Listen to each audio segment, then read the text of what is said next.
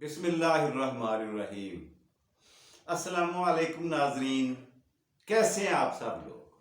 ठीक हैं? सर्दी इंजॉय कर रहे हैं? मुझे उम्मीद है अल्लाह के फजल से आप बाहिफाजत और बखैरियत ही होंगे इंशाअल्लाह अज़ीज़। मैं भी ठीक हूँ, आपके सामने बैठा हूँ आज एक नई कहानी के साथ आपकी खिदमत में हाजिर हुआ हूँ। बड़ी कहानी बड़ी मज़ेदार है, आपको सुनने का और मुझे सुनाने का मज़ा आएगा। आपने एक मुहावरा सुना होगा, चोरों को मोर पड़ना। यूं समझ लें, आपने कई जगह पे इसको देखा होगा, सुना होगा, लिखा हुआ, खुद भी लिखा होगा और पढ़ा भी होगा। चोरों को मोर पड़ना यानी किसी फ्रॉडिये को किसी उससे भी बड़े फ्रॉडिया अगर लूट कर ले जाए तो ऐसे मौके पर कहते हैं चोरों को मोर पड़ गया है। या यूं कहें कि ये जो ठग लोग होते हैं, नौसरबाज, इनका वजूद सदियों से है। हमें कहानियों में, किस्सों में, तारीख के औराक में जगह पर जगह मिलता है। इनके वजूद से इनकार नहीं किया जा सकता। इनका वजूद सदियों पुराना है और नित नए तरीकों से ये लोगों से प्रॉपर्टी, लोगों से पैसे, जायदाद, जेवर वगैरह हथिया लेते हैं। और चोर तो चोरी करके ले जाता है ना। ये जो ठग नौसरबाज होते हैं ना, ठग, ये तो हाथों में से लेके जाते हैं। आपने भी कई वाकयात ऐसे अपने इर्द गिर्द, अल्लाह ना करे आपके अपने साथ ऐसा हुआ हो या आइंदा हो, लेकिन दाएं बाएं आपने अपने इर्द गिर्द ये वाकयात ऐसे सुने होंगे। एक इसी तरह का मुहावरा, जैसे मैंने पहले कहा कि चोरों को मोर पड़ना, यानी किसी नौसरबाज को ऐसा बंदा मिल जाए जो उससे भी बड़ा नौसरबाज हो और इससे ले जाए चीज। ऐसे मौके पे बोलते हैं चोरों को मोर पड़ गया। अच्छा, इस गैंग में, इस पेशे में, जितना ये पेशा पुराना है, जितना ये तरीकाकार लोगों को हथियाने का पुराना है, फ्रॉड करने का, इसमें लोग मुख्तलिफ आते और जाते रहे और इनमें सिर्फ मर्द ही नहीं, औरतें भी शामिल होती हैं। ये भी आपको पता होगा। अच्छा, ये मुहावरा, अपनी कहानी की तरफ आते हैं। ये मुहावरा बना कब, कैसे और क्यों बना, इस पे बात होगी आज बड़ी दिलचस्पी से के साथ। होता क्या है कि पुराने वक्तों में किसी गांव से एक बूढ़ी औरत अपने घर से निकली और शहर की तरफ किसी काम के लिए रवाना हुई। कन्वेंस का इंतजाम वहां था कोई नहीं, पैदल ही लोग जाते थे। वो कच्ची सड़क पे पैदल चलते हुए लाठी के सहारे जा रही थी, लेकिन खास बात यह थी कि उसके हाथ में सोने के दो भारी कंगन थे, कड़े थे। जब वो गांव से निकल के सड़क पे के किनारे चल रही थी लाठी के साथ, तो दो आदमी उसे रास्ते में बैठे हुए मिले। वो दोनों भी, उन्होंने जब दोनों ने माँ के, बड़ी अम्मा के हाथ में कंगन सोने के देखे तो वो भी उसके साथ हो लिए पीछे पीछे। और पीछे से आवाज दी, बड़ी अम्मा कहाँ जा रही हैं आप? तो उसने कहा, मैं तो शहर जा रही हूं किसी जरूरी काम से। तो उन्होंने कहा, वाह जी वाह, क्या इत्तेफाक की बात है, हम दोनों भी शहर ही जा रहे हैं। तो कि बहुत अच्छा हुआ, साथ मिल गया हम दोनों का, हम तीनों का सफर बड़ा बेहतरीन गुजरेगा और आसानी से पहुंच जाएंगे बातें करते करते। अब बड़ी अम्मा का माथा ठिनका, उसे कुछ समझ आ गई, सूझ गई कि ये थोड़ी देर पहले तो आराम से बैठे हुए थे और अभी मेरे साथ चल दिए और कहा कि जी हमने भी उधर ही जाना है जिधर तुमने जाना है। उसे कुछ शक सा हुआ। लेकिन बड़ी अम्मा भी आफत की पुड़िया थी, बड़ी चालाक थी, आम औरत नहीं थी। ये आगे चल के आपको पता चलेगा कि उसने क्या किया। लो जी, रास्ते में जब आधा रास्ता क्लियर हुआ ही था तो ठगों ने कहा कि कोई बात छेड़े। कहते हैं, बड़ी अम्मा कोई कहानी सुनाओ, कोई कहानी ऐसी सुनाओ कि हमारा सफर जो है आसानी से कट जाए, बातों बातों में आसानी से शहर पहुंच जाएंगे। अब बड़ी अम्मा जो थी ना, उसे कुछ और उसको समझ आ गई। अब उसका जहन पक्का होता जा रहा था कि ये ठग ही हैं। उन्होंने, माई अम्मा साहिबा ने कहा, नहीं बेटा, ना ना ना, पहले आप लोगों ने कहानी सुनानी है, आप लोग कहानी सुनाओ, बाद में मैं भी सुनाऊंगी। लो जी, एक ठग जो अपने अपने आप को बड़ा फखरिया अंदाज में समझता था, अपने आप को तजर्बाकार समझता था, उसने कहा कि लो जी, काम बन गया, अब ये मुर्गी हमें अंडा दे ही दे, अब ये कंगन हमारे होंगे ही होंगे। उन्होंने कहा, मां जी एक शर्त है, कहानी मैं सुनाता हूं। शर्त यह है कि अगर आपने कहा ना कि ये कहानी झूठ है, तो आपको ये आपने दोनों कंगन उतार के हमारे हवाले करना पड़ेंगे। मां जी ने कहा, मुझे मंजूर है, ठीक है, ऐसा ही ठीक है, आप कहानी सुनाओ। उन्होंने, वो मजीद खुश हो गए, उन्होंने कहानी सुनाना शुरू की।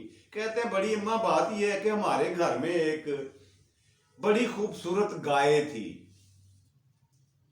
गाय थी, जब जब उसका दूध हम धोना शुरू करते थे तो हमारे घर के सारे बर्तन खत्म हो जाते थे, दूध खत्म नहीं होता था। हम जैसे जैसे दूध धोते जाते, बर्तन भरते जाते, फिर मोहल्लेदारों के, फिर गांव वालों के, सबके बर्तन भर जाते और दूध खत्म नहीं होता था। वो गाय हमें एक सींग पे बिठाकर सर को झटकती, तो हम एक शहर से दूसरे शहर पहुंच जाते थे, और बगैर कन्वेंस के और बगैर किराया दिए हुए।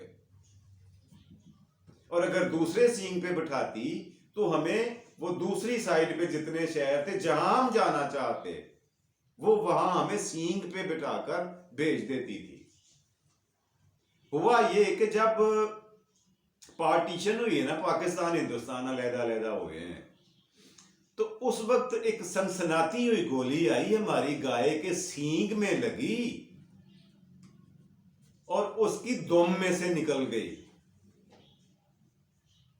अब वो बार बार ये कहानी सुना तो रहे थे, लेकिन बार बार देख रहे थे बड़ी अम्मा के मुंह की तरफ कि कहीं तो ये बोलेगी, कहेगी ऐसा नहीं हो सकता, ये झूठ है, तो इसे शर्त पूरी करने के लिए कंगन देना पड़ेंगे। अब बड़ी अम्मा भी पूरे दिनों की थी, उसने कहा, बेटा बिल्कुल ठीक कह रहे हो, ऐसी गाय मैंने भी कई जगहों पे देखी हैं। वो बड़े हैरान हुए कि अब ये क्या हुआ। इसने कहा, ऐसी गाय तो हो ही नहीं सकती, इसने कहां देख ली है। खैर, उन्होंने कहा, मां जी अब आपकी बारी है बात सुनाने की। बड़ी अम्मा ने बात शुरू की। उसने कहा, बेटा मेरे बड़े बेटे के पास एक बैल था। लेकिन कहानी सुनाने से पहले बड़ी अम्मा ने यह कहा कि अगर तुमने इसे गलत कहा ना मेरी कहानी को, तो शर्त मेरी भी है कि तुम्हें 1,00,000 रुपया जुर्माना होगा। वो मान गए। उन्होंने कहा कि हम भी इसी तरह कह देंगे, ठीक है, जैसे इसने कहा है। उन्होंने कहा, बेटा मेरा बड़ा बेटा जो है ना, वो एक बैल लेके आया। बैल बड़ा खूबसूरत, तनावर, लंबा चौड़ा, बड़ा मेहनती, जानदार और शानदार था। एक दफा उसकी कमर के ऊपर जख्म हो गया। हमने कीकर का छिलका जो है वो पीस कर उसके जख्म के ऊपर लगाया और वहां पे कीकर उगाया।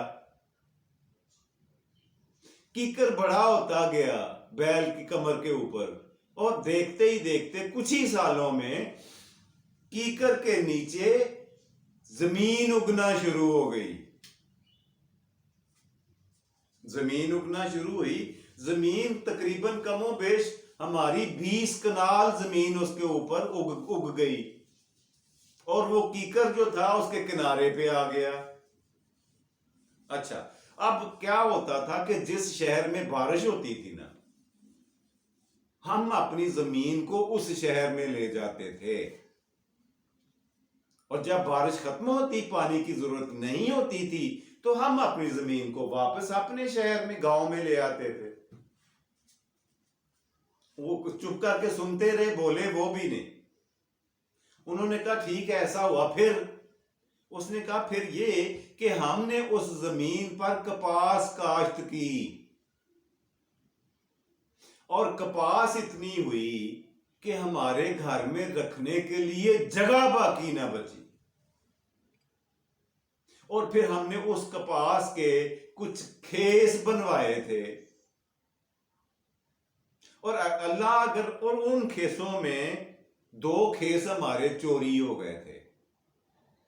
अब अल्लाह ना बुलाए, वो खेस आप दोनों के ऊपर मैंने पहचान लिए। अब उन ठगों ने कहा, नौसरबाजों ने, कि झूठ नहीं हमने कहना, जुर्माना कहां से देंगे। उन्होंने कहा हाँ माँ जी, हमने भी रास्ते में पड़े हुए हमें मिले थे, हमने ले ली। ये लो, अगर आपके हैं आप ले लो। दोनों खेस उतार के दे दिए।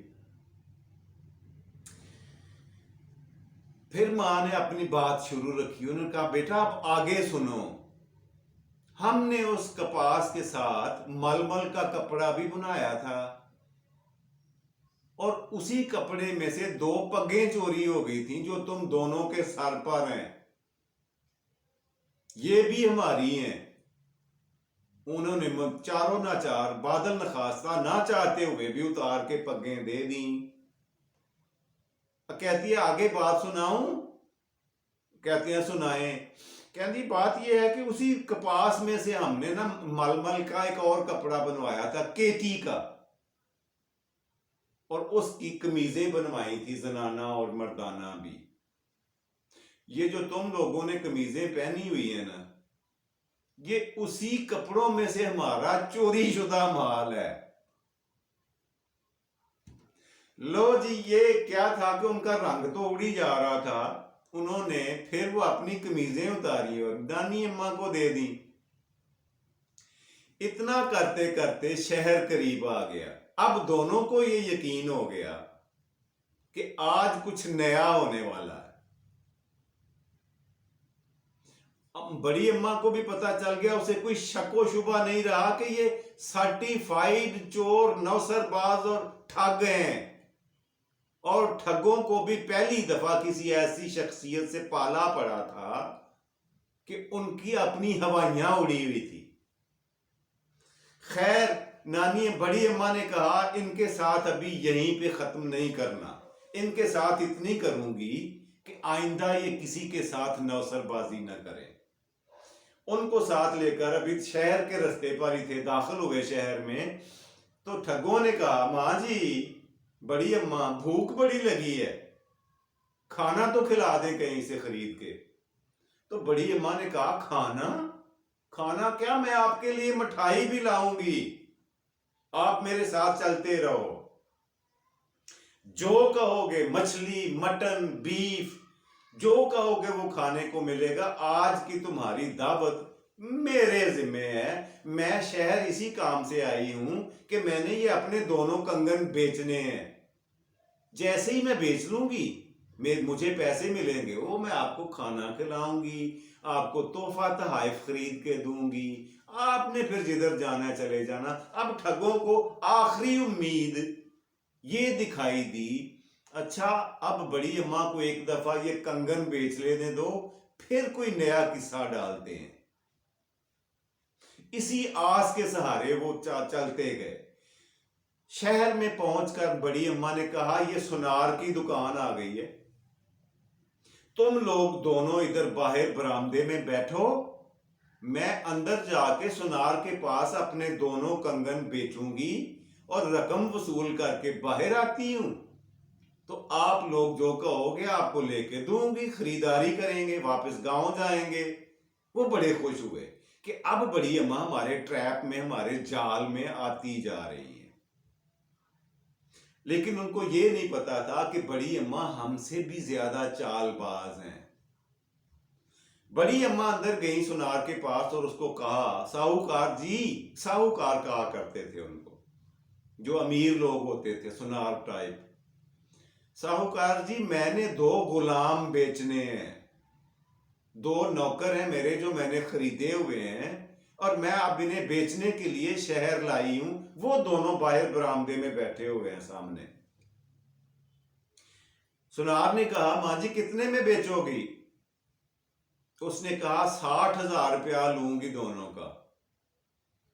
सौदा तय करते कराते 50,000 रुपये बात तय हो जाती है, डन हो जाता है सौदा।